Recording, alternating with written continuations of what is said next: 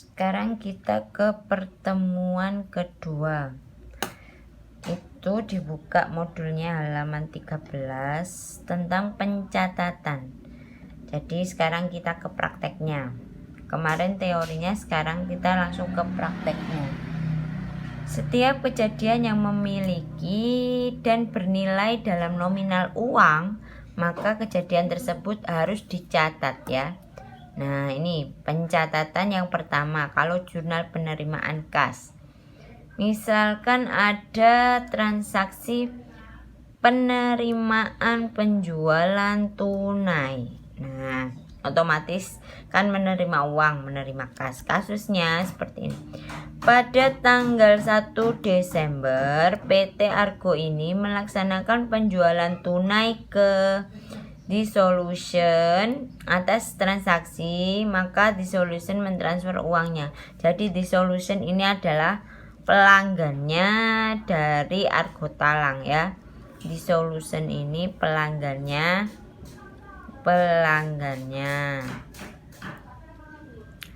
Maka ini bukti-buktinya ya, ada faktur, terus ini ada bukti kas masuk wis ditransfer sebesar ini.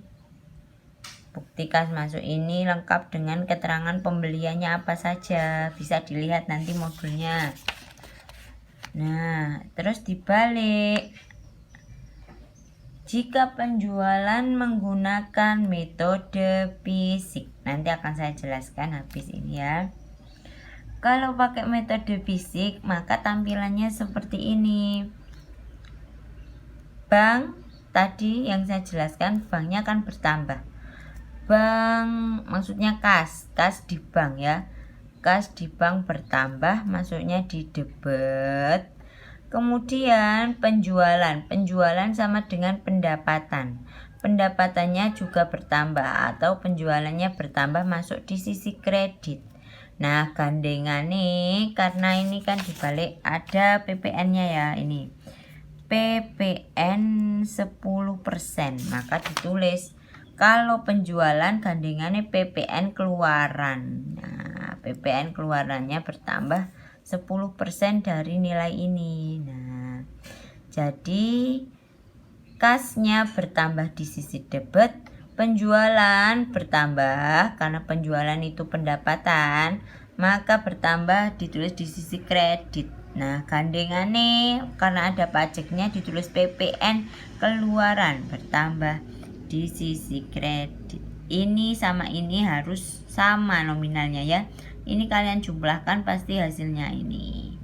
Nah, itu yang pakai metode fisik ya. Jadi saya jelaskan, dalam pencatatan perusahaan dagang itu pakainya dua metode. Ada metode fisik atau periodik, yang kedua ada metode perpetual ya.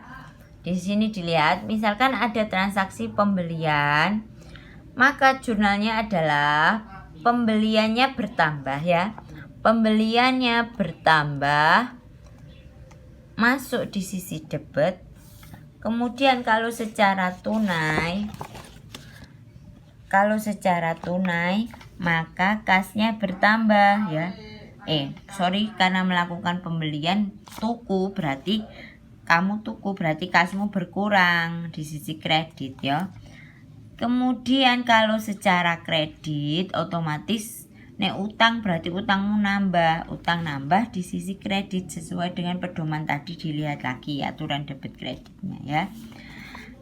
Sekarang ini saya tandai, berarti kalau secara kasnya berkurang.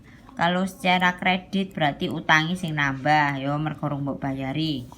Sekarang dilihat yang kedua, ada retur pembelian. Retur pembelian berarti retur berarti kan barangnya dibalik mbok mergo cacat, mbok mergo rusak gitu ya. Retur berarti kan pengembalian barang yang sudah dibeli, itu namanya retur. Misalkan pengembaliannya karena rusak, maka kasmu bertambah mergo barangnya mbok balik Kalau retur ya, kasnya bertambah, masuk di sisi debit. Tapi kalau kamu masih hutang, otomatis utangmu yo berkurang, mergo barangnya mbok balekno, mbok piro. Utangnya berkurang ada di sisi debit. Kemudian yang di sisi kredit adalah retur pembelian dan potongan harga. Itu letaknya di sisi kredit ya. Jadi kalau pembelian itu letaknya di debit, kebalikannya nek barangnya mbok balekno, mbok retur, masuknya di sisi kredit ya. Jadi pelajari tadi aturan debit kreditnya.